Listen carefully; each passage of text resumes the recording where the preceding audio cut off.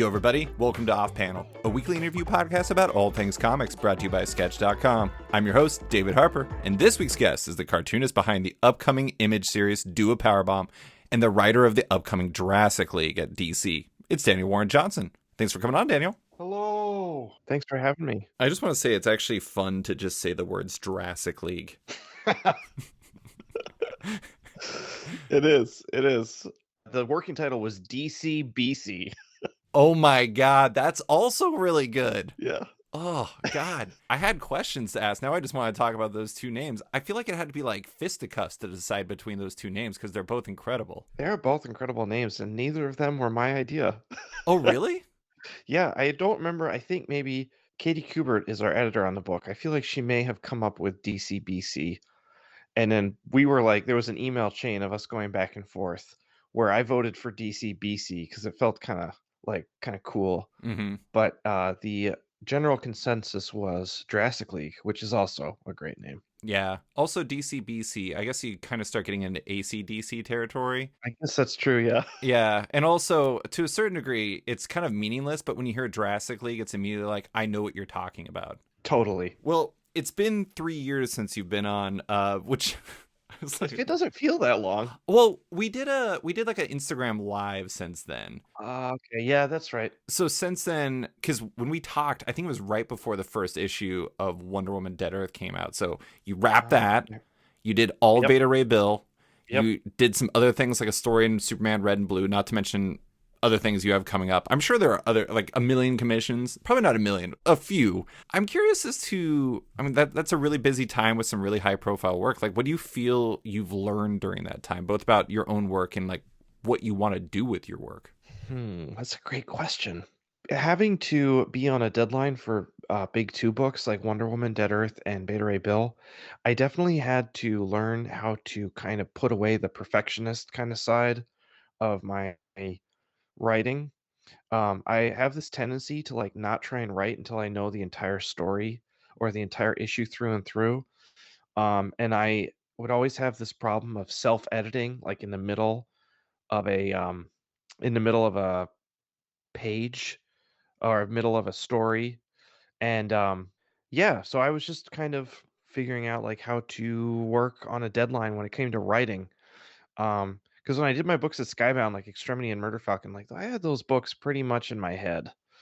Like they were pretty set. I mean, I obviously I had to work through the process of getting those books out, but when working on Big Two stuff, I felt like I just had to be a little less precious and not worry so much about making the perfect story, just like getting stuff on the paper. So that's something that really helped me and has now helped me with my new creator on stuff as well, which is just like get more stuff just on the paper and edit later. I feel like there's a line in Finding Forrester about that, which is like not that great of a movie, but it's great for writing advice. Oh my God. Some very mediocre movies have had incredible advice. I remember in college, The Last Samurai, which is a very mixed movie, mixed to bad in some people's opinion. But there's this one line where I remember I would like always be like, there's basically a conversation about how like people get too in their heads. And I remember just always, whenever I'd be like too in my head about something, I was like, just think about The Last Samurai and it'll carry me through. And I was like, it's the only thing I remember about that movie, but I remember that line and it's very inspirational despite all of that. But, you know, that's interesting. So it's like when you were working on your own stuff, you kind of could go in and you knew exactly what you wanted to be and what it could be because it was all yours. But it seems like maybe because you had to exist within parameters that aren't your own, it taught you to be maybe more efficient and, like you said, less precious about it. Is that the case?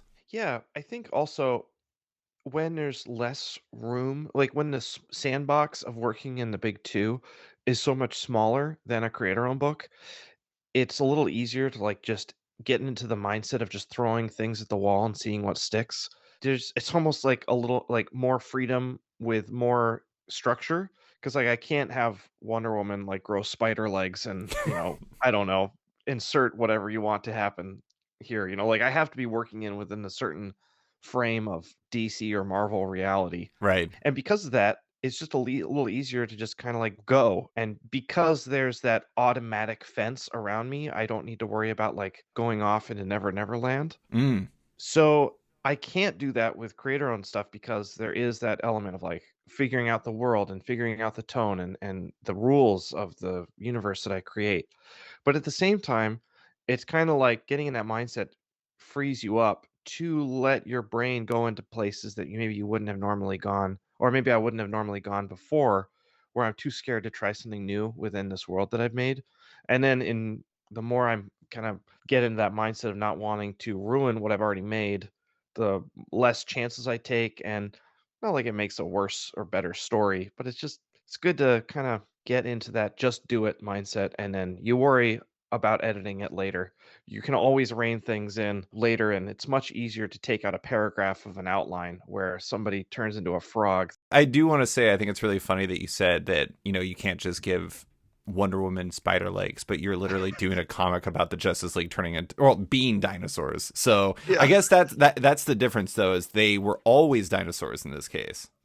I know, and it's funny because this DC world in Jurassic League is it's so new, nobody's ever done this, or I mean, I don't know if it's ever been done in a DC world, but like we're treating it like a new world. So I'm like, how high can Bat Sword jump?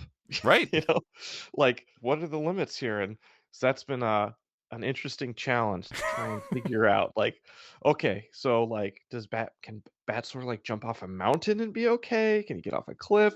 Got way different kind of types of legs. Got to factor that stuff in. Yeah, it's just weird, like, new stuff and new, but then at the same time, because of my previous experience, this kinda helped me get into that, like, put on the blinders and just go, and then not worry about what I'm doing until I have to fix it later, which isn't that it was just never as hard as just making something out of nothing. It's always easier to, like, work from the clay it looks all mushy. I do think it's interesting though, because I think as outsiders, as readers, as fans, et cetera, we can make the assumption sometimes that doing creator owned is like, not doing creator owned, but like doing your own story is going to be easier because there's no boundaries, there's nothing. But then I've talked to a lot of creators where sometimes it's like constraints can be some of the most creatively fertile things that you can get, because it's then you just have to create within this box as opposed to like consider everything ever.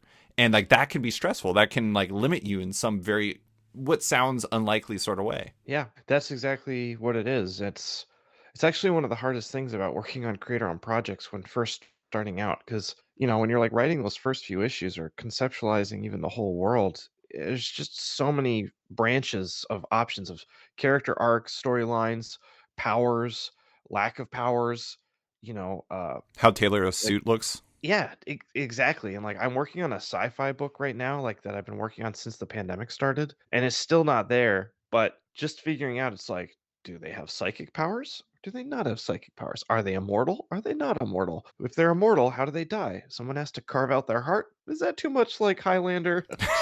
Like you already see what's happening. I'm already self-editing. Yeah.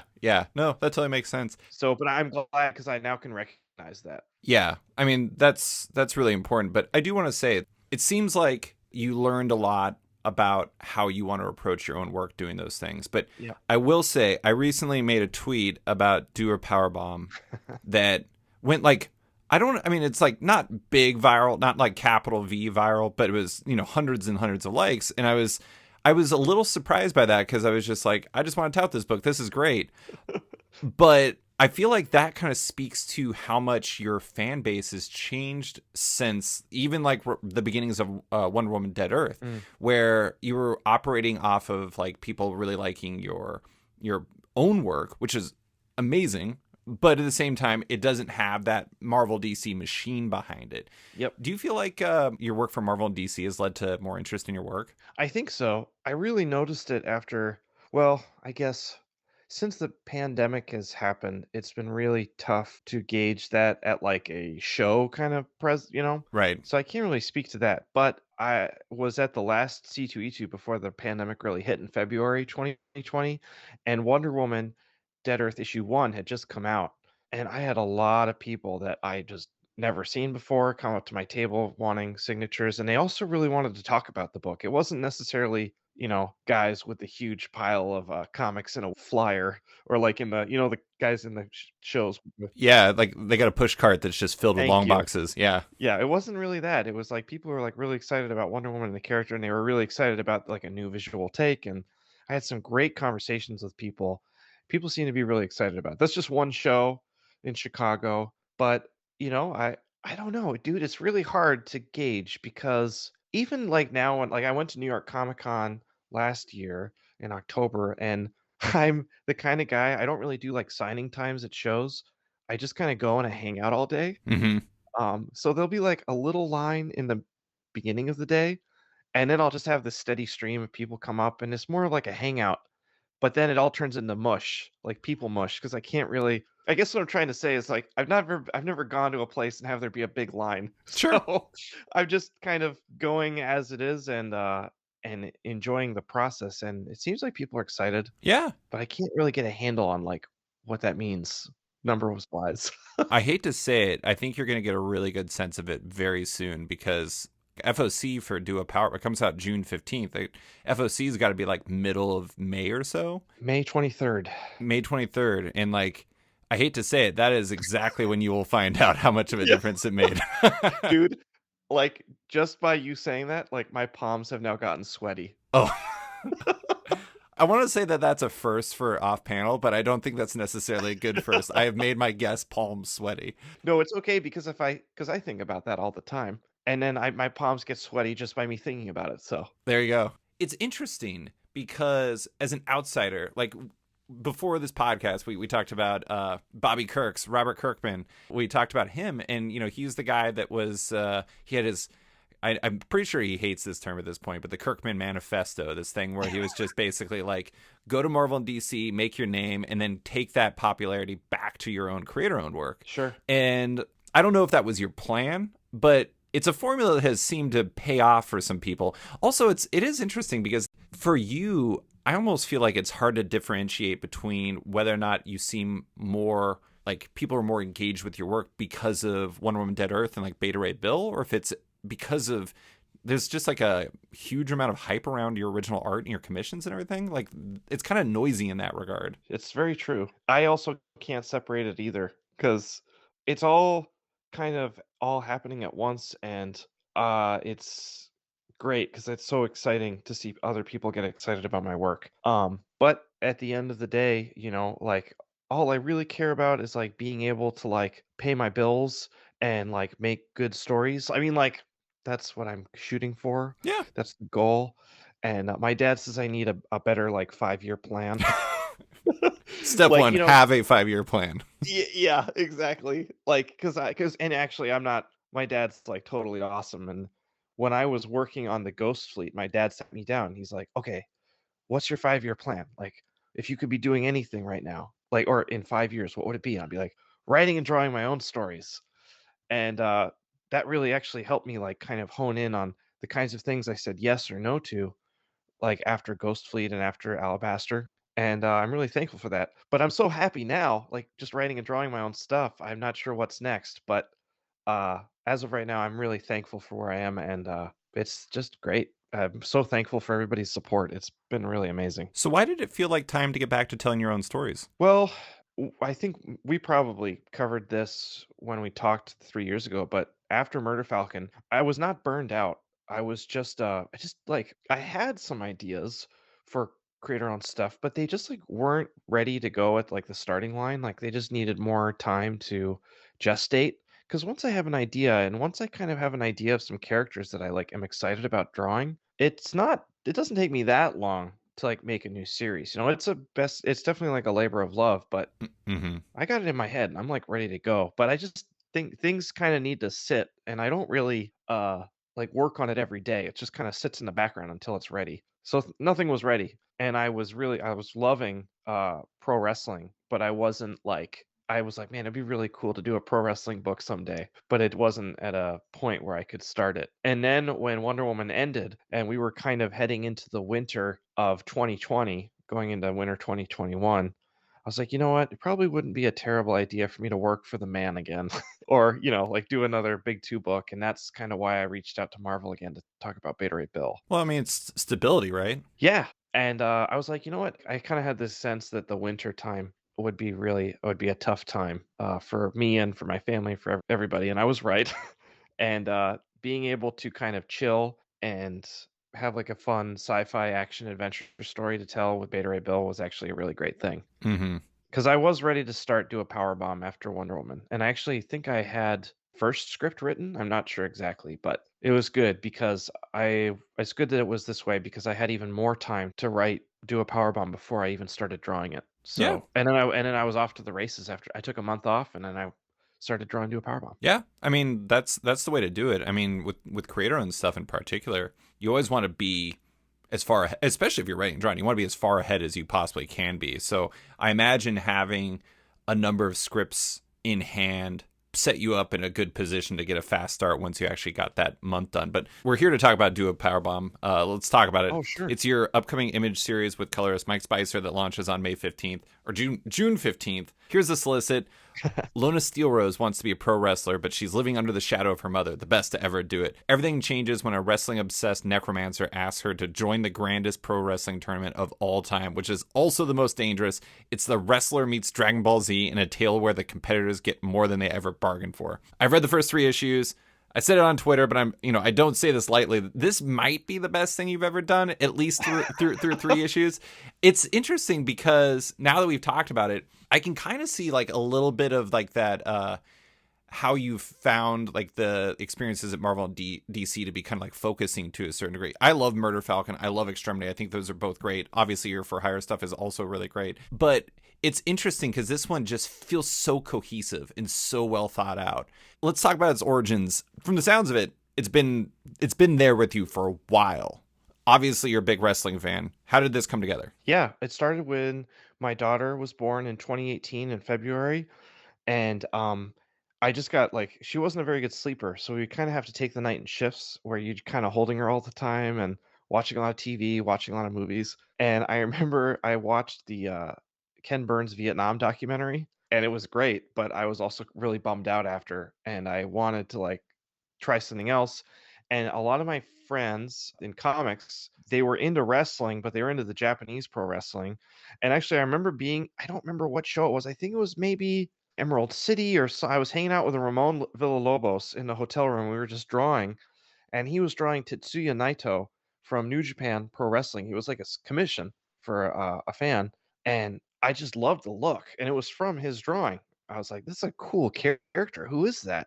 He's like, "Oh, dude, that's Naito from Japan." I was like, "What's New Japan?" And he's like, "Oh, it's pro wrestling. You don't know about this?" And I was like, "No." And I Google imaged him and I was like, "This guy looks awesome."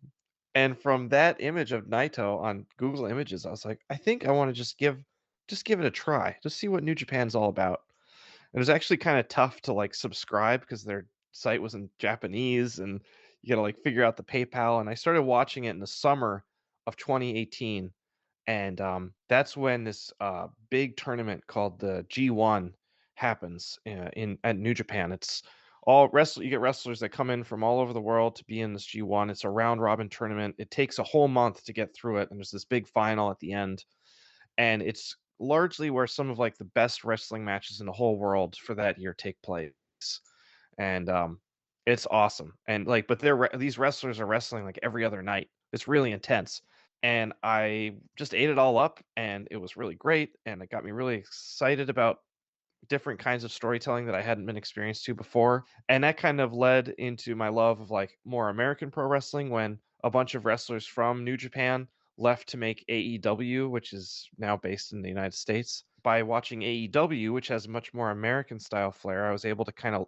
go back into the glory days of, like, the Attitude Era, and even before that in American pro wrestling, and get inspired that way, and watching a ton of documentaries, and I read this amazing book called The Squared Circle. Fantastic nonfiction book about wrestling. And dude, it's been so much fun to learn more about it, to enjoy it, and then to apply it to a book like Do a Powerbomb, where, I love genre fiction. I love drawing vampires, zombies, sci fi, fantasy, but I also wanted to kind of like branch out a little bit and try something new. and pro wrestling was that thing. So it's a very natural extension of myself and like what I'm into, and I hope that it shows. And now, a quick word from one of off-panel sponsors. Macroverse is a next-generation digital comics platform, and one with an astonishing number of comics, with currently over 50 series from over 100 creators on their app, with a 5-star rating both on Apple and Google's app stores. Download the app and binge all their titles, including the Eisner-nominated Remind from Jason Brubaker, Lisa K. Weber's Hex 11, which has been described as Harry Potter meets Blade Runner, or the new queer supernatural adventure series Husk that launches on November 1st. It's just $4.99 a month to subscribe to Macroverse, with proceeds directly supporting the creators on the platform. Keep an eye on the future of Macroverse 2, as 2022 is going to bring an epic upgrade that offers a new level of digital collectability and more, with early adopters able to sign up for more information at macroverse.com. And now, back to the show. One thing I really love about your work is a lot of times it just feels like a fusion of varying facets of you. And it's like, Extremity was like this cool sci-fi story, but it was also it was about family, but it was also about confronting the ability, what if you lost your ability to draw? Mm-hmm. And like, Murder Falcon, obviously there's a lot of complexity to that involving like, illness and family and relationships, but also metal and also large falcons who punch kaiju in the face. Yeah. There's a lot of different stuff in that. And like this one is no different. It's very much like, I would say that like the two main things at the core of it are wrestling and family and like the relationship. Like, there's a lot of characters into it. And I'm going to try really hard to avoid spoilers, but I think a really fascinating character through the first 3 issues is Uncle Blood. Like there's this moment when he's watching his sister US Steel Rose just wrestle in the first issue, and he's like literally weeping because like he's just like, she's the best to ever do it.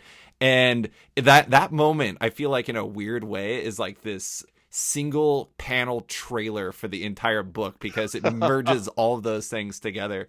I don't know, I mean, do you feel like a lot of times when you are kind of putting together ideas for yourself, that it naturally becomes a merging of like varying things you're passionate about into one kind of super idea? It's a great way to think about that.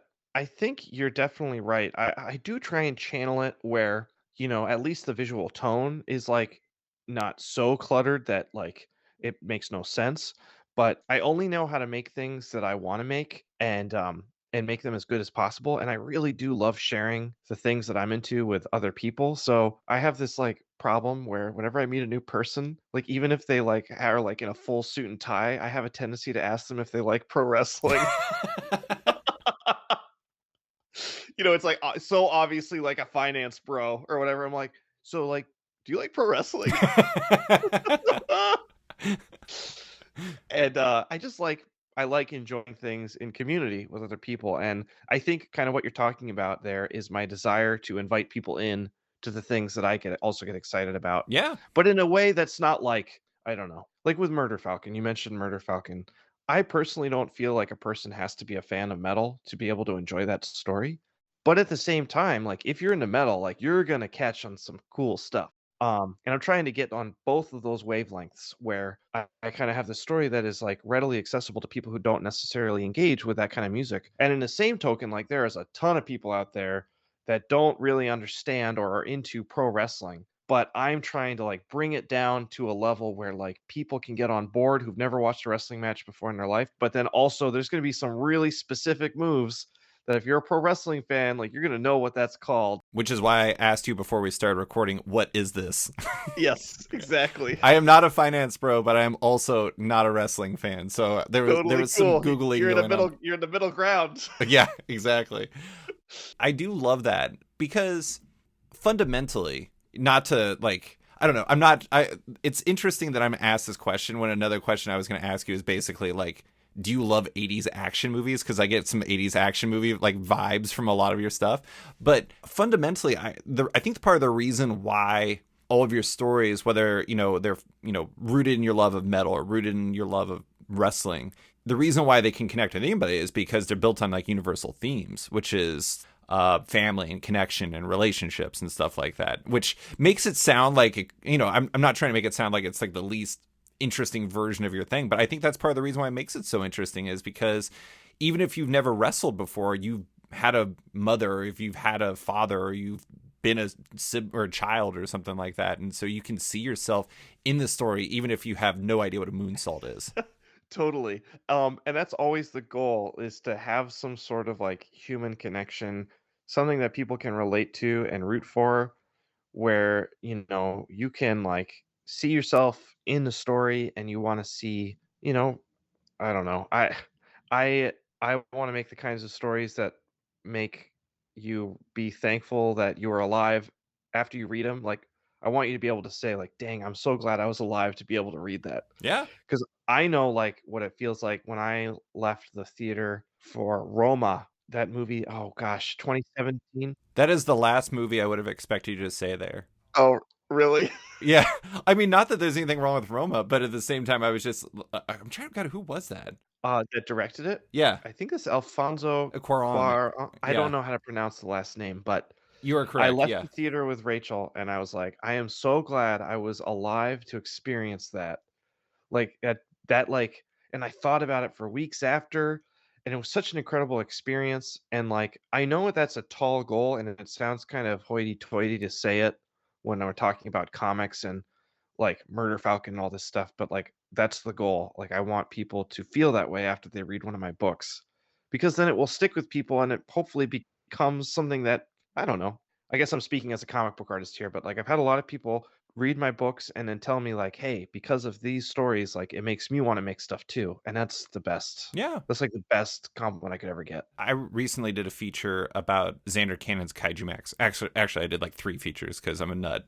But It's a great book. it's a great book. I absolutely love it. But it was funny because Xander was telling me that a lot of times when you're doing your own stories, because they don't have that like kind of connection that, like, you said all those people lined up and after Wonder Woman Dead Earth came out and they had all these questions about it. They have this natural connection as Wonder Woman fans or as DC fans that they want to ask. But sometimes when you tell your own stories, people are like, that was fine. And like, that is kind of like the reaction you get.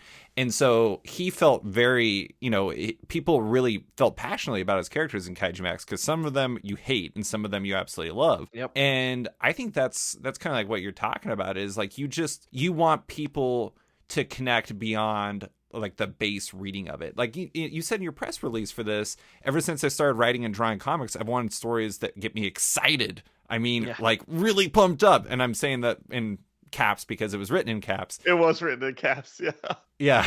But I mean, I can feel the hype. Like, it feels like this is one of those situations where if you're not pumped up by your own work, it's going to be difficult to get readers to do the same. Totally. Yeah, I have an excitement about the whole story and the visual presentation, that I feel like can only bleed through the page into like other people's eyeballs, or that's the goal. And I can speak to, creating it and drawing it like I am having a friggin' blast Yeah. doing this. Like, it is so much fun, and it's a huge, to kind of get into like the comic making weeds for a second. Like, and I mentioned this in interviews before, but when you're like writing script and you're like, Wonder Woman punches Superman, right? Because that's all I really need to say in my scripts, because I know what it's going to look like. Right. When I go to like visually thumbnail it out and figure out the problem solving of like how Wonder Woman's going to punch Superman or whatever, it's really easy because I know how to draw somebody punching somebody else, and how to make the impact sell and everything. But what's really hard is if you write Wonder Woman gives Superman a package pile driver, which is gonna be like a wrestling move. And like, how the frick do you draw a package pile driver where it doesn't just look like somebody's sticking their head into somebody else's crotch? Right. Like, even like wrestling photography, if you don't know what you're looking at as a non-wrestling person, you're like, what? That doesn't make any sense. Like, how does that even work? So it's like my job to try and figure out how to deliver those cool moves, which are awesome moves when you see them in real time, and you can see the process of how they get into the certain positions and the fallout and everything. It is so cool. But to translate that to a comic book page, oh my gosh, what a challenge. It is so much fun. And it keeps me on my toes. It keeps things interesting. Yeah. And you can tell just by me talking, I'm getting excited. Oh, yeah. I can tell in your work. This is going to sound like I'm burning your other stuff. Obviously, all of your other stuff is amazing in its own way. But like, you feel very, I can feel the enthusiasm in the work. And I did want to talk about your art in specific in regards to this, because I think there's some really interesting stuff from the first 3 issues that I saw that connects not to your actual sequential work, but to some of your commissions. Like, Mhm. there's a page in it that incorporates the fisheye look of your commissions into your comics, which I hadn't seen. I don't remember you doing in any of your sequential stuff before necessarily. And it was really interesting to see that part, plus like I showed you a moonsault from a later issue earlier, and I thought it was really interesting because of the way you did it. It's really difficult, I imagine, to make a move like that work because you need a certain amount of height in the panel and page to be able to do that. So you sort of just like half invented a new layout for the page to like be able to make this work in a way that gives it the scale necessary. Like when I got to that panel in the 3rd issue of that move being made, I was like awed by it. And I don't like, it's like I can't even really say why. It's just when I saw that, it just felt like you were doing some new things with your work when you were doing things like that. Are you trying to do anything new and do a power bomb, or is this just kind of like the natural progression of your art? I am trying to do new things, but I'm not like thinking I'm going to try and do something new because kind of like in my previous answer, having to like do these moves, which I do want to make them specifically wrestling moves. Like I don't want to just have characters in a wrestling ring like punching each other. I want things to be specific and so that people can like look and say, "Oh, that looks different," or "That looks really brutal," or what have you. Breaking all that down by sheer necessity, like I am when I'm figuring these things out visually, like I'm like I do all my thumbnails on my iPad Pro, and so I'm like moving things and stretching things and like, okay, can I make this panel a little smaller here in this previous one so that I can make this other panel really big and, get more room? And how much can I squeeze over here so it all kind of makes sense? And then when your eye goes from a little panel to a big panel on the next page, I want that moonsault to be happening so it really feels like it's popping off the page. And I don't think I'm actively trying to do anything like necessarily new. I think it is more out of necessity now that I'm actually talking it out. I mean, that makes total sense. It's just, I don't even know if you could go into things expecting to like completely like reinvent comic art or something like that, or like, find a new approach. I will say though, and we've talked about this, not just on the podcast, but beyond. I know that when you're working on your commissions, you put a lot of weight on yourself to not do the same thing over and over Yep, because you don't want to give somebody the exact same, because I know a lot of people ask for Star Wars stuff. It's like you don't want to do the same Star Wars Darth Vader thing because somebody saw that, but you're like, you got to give them their own one that's going to make them feel hyped about what they just paid money for. totally. And I imagine that's both very rewarding and also extremely challenging. But I mean, that's, I think that's an interesting part because it's like obviously sequentials and commissions are different things, but do you feel like continuously forcing yourself to find new solutions for your commissions has led to gains for your sequentials? I do. I do think so. And what you mentioned fisheye stuff. The first time I actually tried to do a fisheye was I was working on a Batman commission where I had done so many Batman commissions previously. And I was like, well, I know I can draw a cool Batman, but can I draw a cool Batman in fisheye?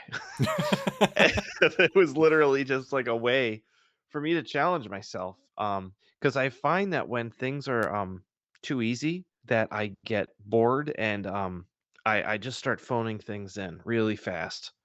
And it's kind of like a self-preservation kind of thing where if I can keep things challenging and like so I can learn new stuff, that's really exciting to me. And actually, like I found this out like when I was this is way back, but like working on the Ghost Fleet, and I found out that I got the gig. I was like, man, I have to figure out how to draw trucks. Like I have to get good at this. And the whole book was kind of like an exercise in me getting better at drawing vehicles. Um, because like the first issue, I'm like really struggling, and I'm trying, and I'm doing my best, and I get a little better, and now I like actively look forward to drawing vehicles in my work because it's a great like mini challenge, and every time I do it. You are literally the only artist who thinks that.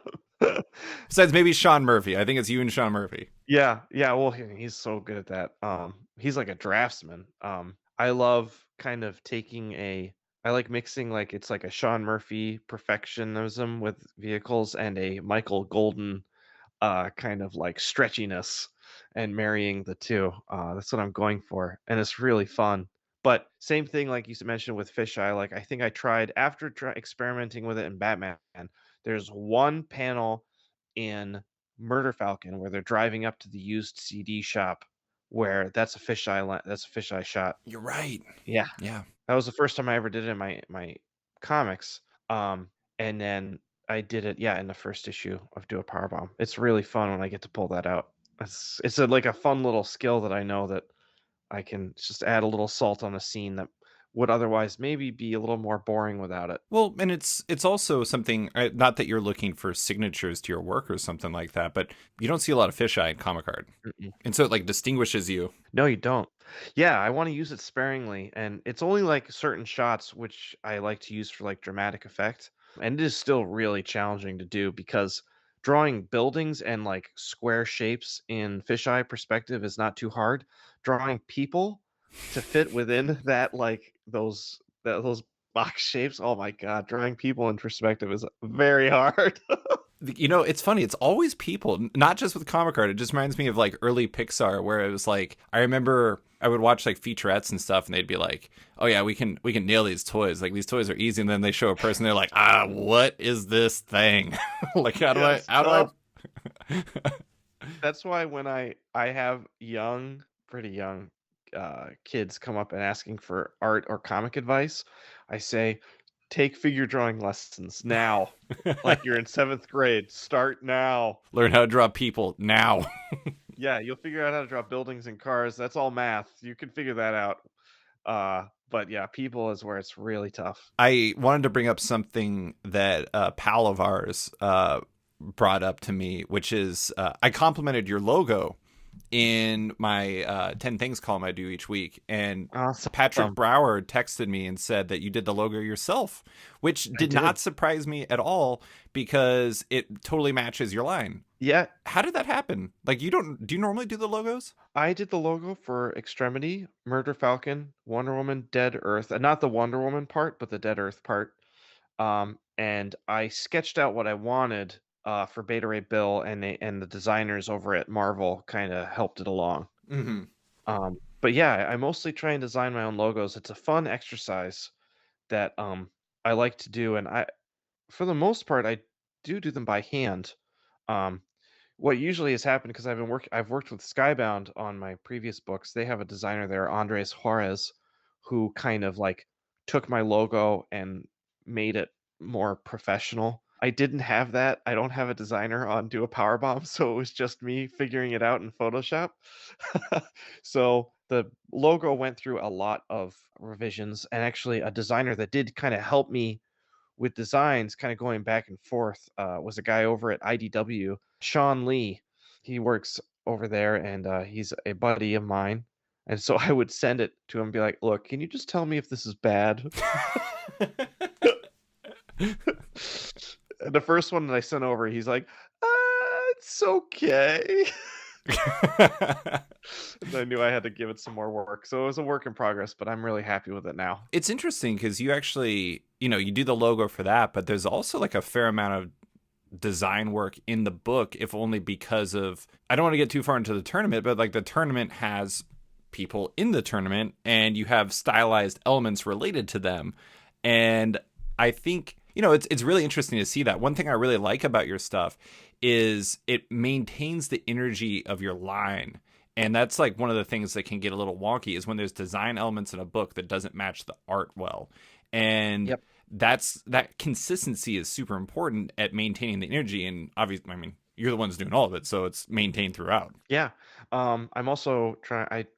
It's a tough skill to learn, but like learning topography and design and being able to incorporate that onto a comic book page, there's like this specificity of like being able to draw like in perspective a logo of like a pizza shop or a wrestling logo or a promotion logo and being able to keep it pretty consistent. It's an amazing skill to have because like you said, like sometimes when maybe you take a page in Photoshop and then you free transform like a logo onto the page, it just kind of looks like maybe it doesn't belong. Mm-hmm. But when it's all inked on the page, there's this awesome sense of just synergy, mixing kind of the inorganicness of a logo that you have drawn and we tried to make look like a logo mixed with like all the other kind of smudgy and sketchy ways that I approach the page. It makes for an awesome contrast and something that's really fun and I'm trying to get better at. Well, and I think for the logos, or for the tournament itself, it's like obviously characters are going to have their own personalities and everything like that. But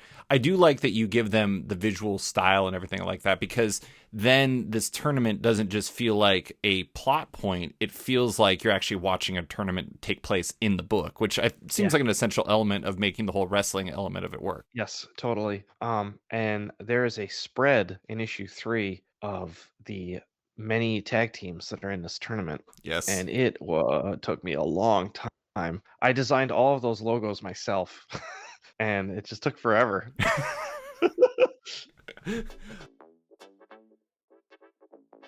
And now, a quick word from one of off-panel sponsors. That sponsor's Bad Idea. Bad Idea paid for the sponsorship, but they won't give me anything to promote since they're over. So here I am, saying the name Bad Idea. Contractually. I have to. That's it. Bad Idea. They're a thing, I guess. And now, back to the show. I do want to talk very vaguely about some of the book, because I have to say, going into reading it, I knew effectively nothing about the specifics of the story, besides that there was an otherworldly tournament and it was wrestling. And I know equal amounts about otherworldly tournaments and wrestling, which one is fake and the other one is real. Although I guess it depends on your perspective on those ideas. So going in completely fresh was definitely the way to do it for me, because it made it like a gut punch factory. It was awesome. It was intense. I don't want to say basically anything about this. I just want listeners to hear this. Issue 2 has one of the best finishes to any comic I've ever read. I'm not going to say anything about it in specific, but I will say it was so good that Patrick from Challengers and I, as soon as I finished reading those 3 issues, basically, I texted him and I was like, oh my God, this is so good. And he was like, issue 2. Awesome. Yeah. So anyways, you got Patrick and I hyping it up for at the very least, but I want to say I very specifically tried to avoid, I don't know if it's known that it's a tag team tournament, but I will say that the end of the first match from the tag team tournament is very heartbreaking, and you were smart about building stakes into it in such a way. Was the prize of the tournament, I'm not trying to say what it is, was the prize of the tournament something that was built into the idea from the start, or something you worked out as you went along? That was something that I worked out immediately. So when I was kind of coming up with the concept of Do a Powerbomb, I knew that I didn't just want to do a wrestling story that would happen in our regular time, for the sole fact that while the wrestling moves would be really cool and I could draw the heck out of it, at the end of the day, I can just go watch pro wrestling on my TV and really enjoy it that way. Like, I wanted to be able to take the comic book element and the genre fiction element, which comic books thrive in, of course, and merge it with pro wrestling, and then being able to up the stakes even more so in a way that wouldn't be possible if you just had a wrestling book that took place here on Earth. So what you see in Do a Powerbomb is me trying to organically tie in comic bookiness with pro wrestlinginess, and make this kind of new thing that still celebrates both mediums. Um, and that's, I think, where a lot of the organicness of those like stakes that you're talking about comes from. Absolutely. I mean, I think that that goes back to what I was saying about, like, you kind of have this gift at marrying ideas, where it's like, maybe it's a family story mixed with a wrestling story, mixed with this like extreme comic booky elements, and somehow it's like very emotional but also very fun at the same time. I mean, like, that kind of seems like, not to make it sound like you have this abacus where you're Jesus, what am I talking about? you have like a thing where you're like moving things around to make sure you have the right mix of stuff. It's not like you're trying to come up with this formula that's the Daniel Warren Johnson formula, but it's kind of, it is kind of your thing. It's like you're trying to find a balance between all these different things, and the stakes are what tie it all together. Yeah, totally. And at the end of the day, I'm just trying to make the story work and make me feel something and get me excited about something. And if I can do that to myself, then hopefully other people will come on board. I do think that there is a very fun question at the center of this, which is the idea of wrestling being real versus it being fake, which I think is like a very essential element of even like the idea of wrestling, period. Because it's, So my question for this is Necro, who is the necromancer we're talking about, is he the book's "It's still real to me, damn it" guy? I think that in some ways, he is, but he's also like kind of the Necro's the guy who, if like we were to turn our brain off as pro wrestling fans, that's like what we would be like because we just believe everything that is on our television, and what is presented to us we perceive as reality. And in that way, he's almost kind of like a child, but he's also like an evil warlord as well and a necromancer. He's like a super fan, you know, he's not thinking about it a ton. Yeah. He is a very fascinating character because, it's like I both recognize why he's bad, but I also am like, this guy's pretty cool so Yeah. far. And so To it's an interesting mix. totally. He's one of the things that pushes the story forward, but the reason that he's so excited is because he has no idea what pro wrestling on Earth is actually like. Yeah, he's also really bored, so he invented television. Yeah, he like figured out how to watch television in all different parts of the galaxy. Way to go, him. Yeah, I know, right? Well, I figure if like he was kind of like based on Necroton is kind of like if Sauron got bored. So It- instead of like paying attention to what's going on with Middle Earth, he's like, somebody make me a TV. yeah, yeah, or like if Sauron, if there was this kind of like stalemate at the end of the Lord of the Rings movies, and Sauron was alive, but he was kind of exiled and bored, what would he do? And that's kind of how I got Necroton. Oh my god, I love it. Okay, so let's go into some things about like the mechanics of the book. It's a 7-issue limited series. I think everything you've written and drawn has been a finite series. Is that just your Yes, preference? that is my preference. I mean, I haven't figured out how to make a story that goes on and on and on and on yet. Or if you want to. I don't want to draw a series that goes on that long because I would get too burned out on my own characters, and then something that would be so awesome starting out would eventually start to like turn to ash. Yeah. I think it might just be my preference as a storyteller to get in and get out. Um, I do think I have kind of a bigness and a brashness to my storytelling that if I overstay my welcome, I think it can get a little old, and I want to make sure that I'm like treating my story with the respect it deserves and giving it its time, and then taking a bow when I feel like I've said what I've had to say. Sure. That's how I felt about all my stories, and some were longer than others, but ultimately, I am I feel really good when I know an ending, and I feel like I land it, and I feel like the more issues I add, the less chance of me sticking the landing. The less chance there is of me sticking the landing, which is really important to me. I also think that, and this is something we've learned from the streaming era of television, sometimes shows are made to be X amount of episodes because that's what Netflix wants or that's what NBC Yes. wants or whatever. And so then you get this 13 episode series where they really have like 7 episodes worth of story, and then next thing you know you Totally. have like 6 episodes worth of nonsense, and you can Yes, feel that it sags. The story sags, it it loses does. energy. And so like when you have that finite series where it's just all killer no filler, I understand why people want more, because more can mean more money or more whatever, but it's also a question of what's best for the story. I found that my stories are never better by making the series longer.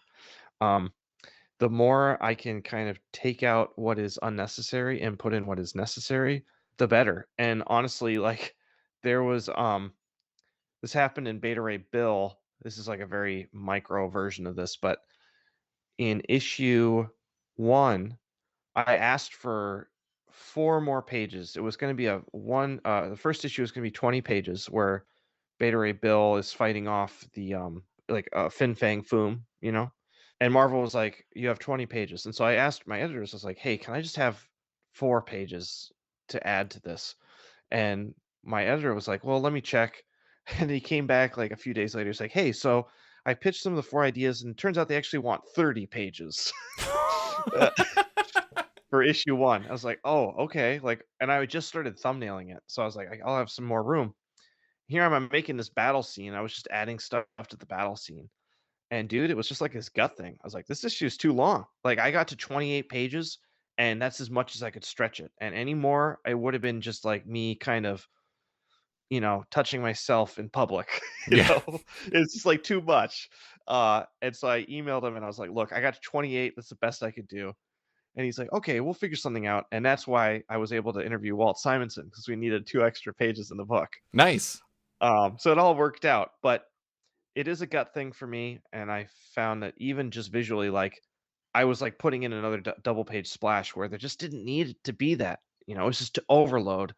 And that's just like you said about Netflix stuff. Like, I feel that about 90% of the shows that I watch, where I'm like, this could be done in half the time and the story would be so great.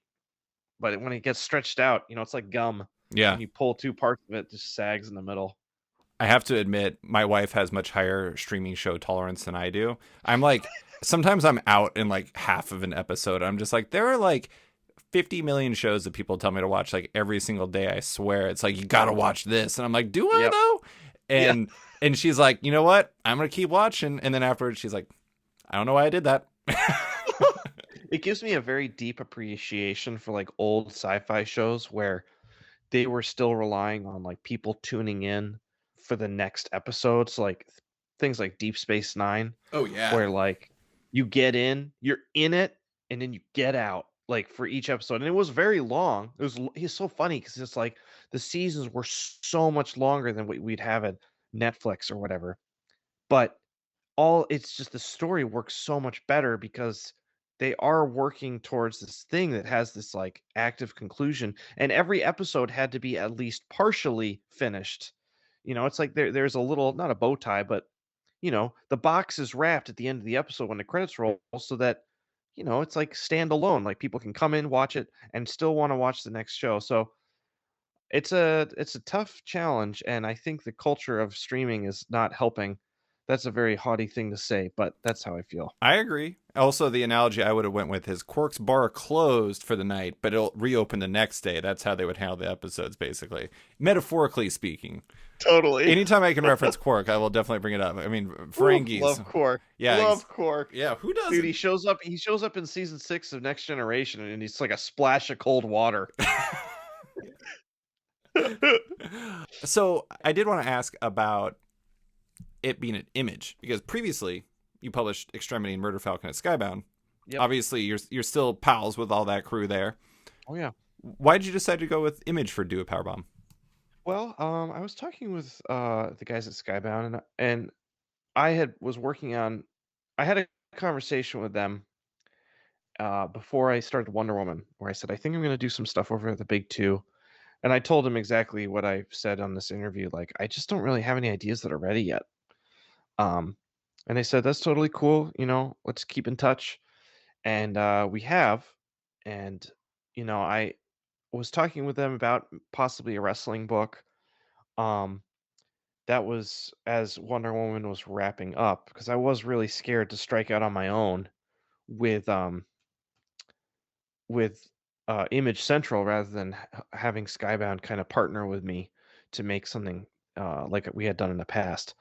But kind of like also like what we've been talking about, I did feel like my profile a little bit was rising with Wonder Woman with Beta Ray Bill, and I felt like it would be a good time to try and do the Image thing on my own. And we saved up a bunch of money so that because I don't get paid to work on it. Um, and just I just attacked it as soon as we finished Beta Ray Bill, or as soon as I finished Beta Ray Bill, we like budgeted for however long it would take to get the series done, and I attacked it. Mm-hmm. Um, and I got 3 issues done before the end of the year. I am working on issue 5 now, out of 7 issues, and I just, when there's a fire under your butt, there's a fire under your butt, and I'm working really hard and I'm hoping that it all works out. We'll see. If it fails, it fails, and I'll be still proud of it. But it was time. It was time for me to try and strike out on my own and see what I could do and go from there. I don't know. This is more like a therapy session now than an interview, but I want to make one a caveat just so people don't yell at Image for this. They don't pay you up front with a page rate, but you get paid like when the book comes out and then like as like correct. comics sell and everything like that. So Yes, and I own the IP 100%.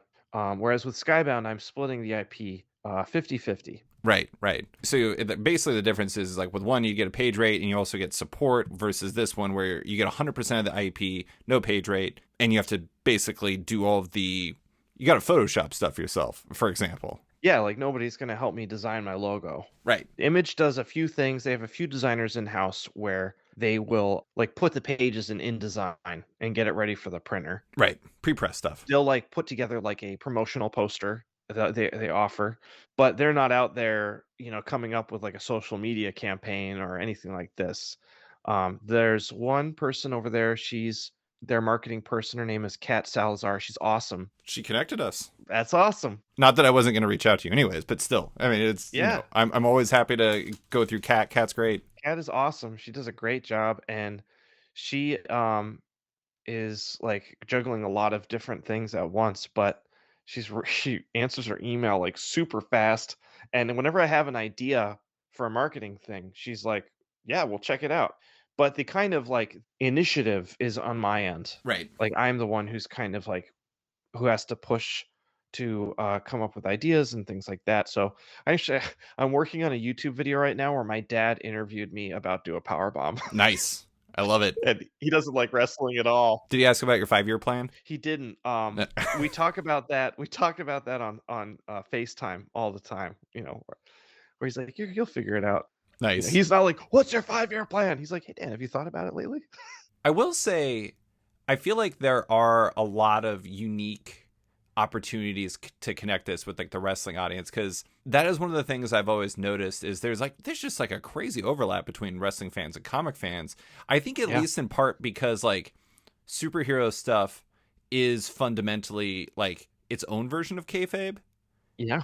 And so it's like the theatricality of wrestling is very similar to like and like the heel face versus like hero villain thing all very Hmm. naturally parallel or there's a lot of parallels. It was like I made that tweet about do a powerbomb and next thing you know I got all these wrestlers following me and I'm like I don't even is this like a notable wrestler? I don't even know. But I mean it does feel like there's like a natural thing there. You gotta get powerbombed on AEW and like then next thing you know do a powerbomb is gonna be going through the roof. Yeah, there you go. I don't know if you would like that because I would probably. I mean, that's undeniably physically damaging. I mean, I mentioned the wrestler earlier. It is not an easy life to fake wrestle. No, it is not. It's so hard. And I was doing my research too about like the kind of damage that happens to wrestlers over time, which makes it feel really real to me. Damn it. For those of you that don't know what we're talking about when we reference that, there is a YouTube video of a man at a wrestling convention talking. He's like asking a question at a wrestling panel with wrestlers on it, where this guy is like breaking down, losing his mind, like just being so thankful for the wrestlers that put their bodies on the line for our entertainment. It's actually very endearing. It is very endearing. I will also say it's hilarious that I have no idea what a moonsault is, but I can like quote that video. Yeah, totally. It's the way the world works. But all right, just a few more questions. I have to ask something about Jurassic League, but kind of not totally about it, Jurassic League. You're writing but not drawing Jurassic League. I'm co-writing. Yes. Or you're co-writing, okay. Is that something you're interested in getting into? Because I know a lot of artists who are like, I have all these ideas, Yep. but I do not have the physical ability to draw constantly without killing myself. It is something that I'm interested in. It really will have it would have to be the right collaboration for me to do that. It'd have to be the right project.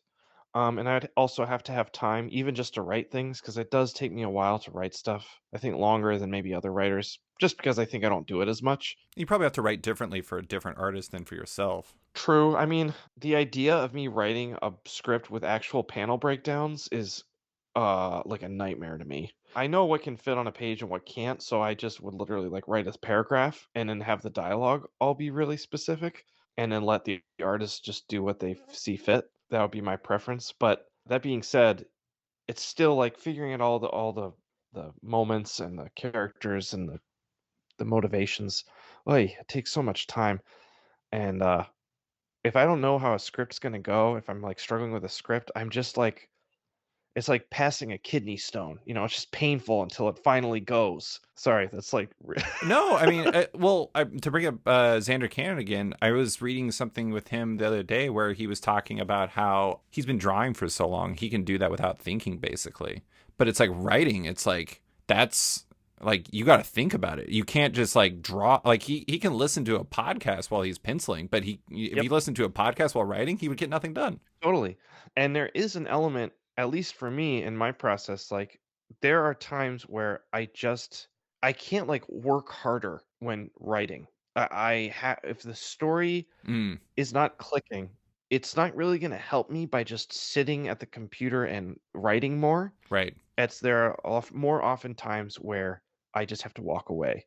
Whereas with drawing, I don't know if it's because I've done it so much, or if it's just drawing is inherently different. But I think the reason that it's different is because by the time the script is written, the drawing is a little bit more like putting together the erector set. Hmm. It's like, okay, I have the instructions. I just need to sit here and get it done. Right. And it's a little bit more of like a plumbing thing where it's just like you sit down, you do it, you have your coffee, then you go and hang out with your family. But with writing, it's kind of this amorphous, like it doesn't take me that long to write a script, but it does take me a long time to write a script just because it's like I have to think about it so much. All right. This will be an easy one. Okay. I wanted to close with a patron question. You've opened the door for more sports comics from you. You're a big baseball fan. I'm a big baseball fan. I unfortunately did beat you in fantasy baseball last week, which I You apologize did. You for, but I crushed wanted me. to note. You didn't just beat me. You smashed me. Let the listeners know I was defeated soundingly. Well, Alex Chung asked, "When are we going to get a baseball comic from you? Can't wait to see what you do with the sports within the sports genre." He's very excited. Man, I want to do a baseball comic so bad. I also want to pay my mortgage.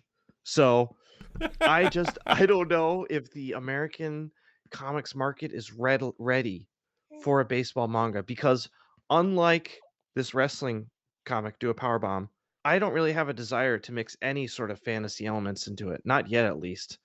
I'd really love to make it just about baseball. But that being said, you know, maybe it's one of those things where like if I ever am rich, I'm going to install a golf trackman system in my basement, which costs like $30,000, and then I'll make my baseball comic where it just does not matter if I get paid or not. I have a theory that if baseball positioned itself differently, it would be much more successful. Because if you think about it, I think this is part of the reason why it does well in manga is every single pitch being thrown is like the most intense one-on-one matchup you could possibly ask for. That's why like Pitching Ninja is like such a success because it's like it underlines the intensity of that face-off. If Yep. somebody could tap into that, that's the problem though, is like if you want to do like a respectful version of baseball where it's not like kind of over the top or something like that, like an NFL blitz version of baseball, it makes it a little bit more difficult. But I think you got a great baseball comic somewhere in you. I think I do too, and I knew that it would happen once I watched Major League and seeing the pitcher with the glasses come out to Wild Thing. Oh yeah. Yeah, the Wild Thing. Ricky Vaughn. Yeah, Ricky Vaughn, dude, that like scene is so inspiring to me because there is an element of like over the topness with that movie and with that scene even. It's so fun and when baseball has its highs, they are so high and just like with wrestling, just like with metal, like I want to invite people in. I'm just still trying to figure out the on-ramp to get there. And it'll happen someday. And honestly, like I joke about only doing it if I make $1 million or whatever, but if I feel like it's the right thing and the next thing, like I'm going to do it and I'm going to make it work. Yeah. And it's going to be awesome and people are going to love it, but it's not there yet. If you figure out the on ramp, you should tell Major League Baseball because they're always struggling with that themselves. That is so true. But to be totally honest, I mean, I am a huge baseball fan. One of the reasons that I love baseball so much is the stodginess of the people who still maintain like there's like this aura of baseball culture that's just like so old school. Like it's like something that's dying and like its grip tightens as it dies. Yeah. Like not baseball itself, but like the The uh fandom. the the gatekeepers. Yeah. It's funny because I mentioned earlier wrestling and comics having a big overlap. I imagine there's no overlap basically besides you between baseball and wrestling, because like wrestling is like pure bat flips and people lose their mind about bat flips. Oh yeah. Oh yeah. And that's kind of one of the things, like having that attitude. Like you've seen the Battered Bastards of Baseball, right? No. Oh, what? Ooh. I gotta check this out. Okay, all baseball fan listeners, even if you're not into baseball, all listeners, now hear ye. The Battered Bastards of Baseball is a documentary on Netflix. It is fantastic. Bing Russell. He was a actor in the 70s, 60s and 70s. He was like a character actor for westerns, like TV show westerns. Okay. He worked in Hollywood. He was kind of like always like a B or C character in these westerns, right? And he loved baseball, and when he got enough money, he saved up his money, and in 40s, 50s, he moved up to Portland.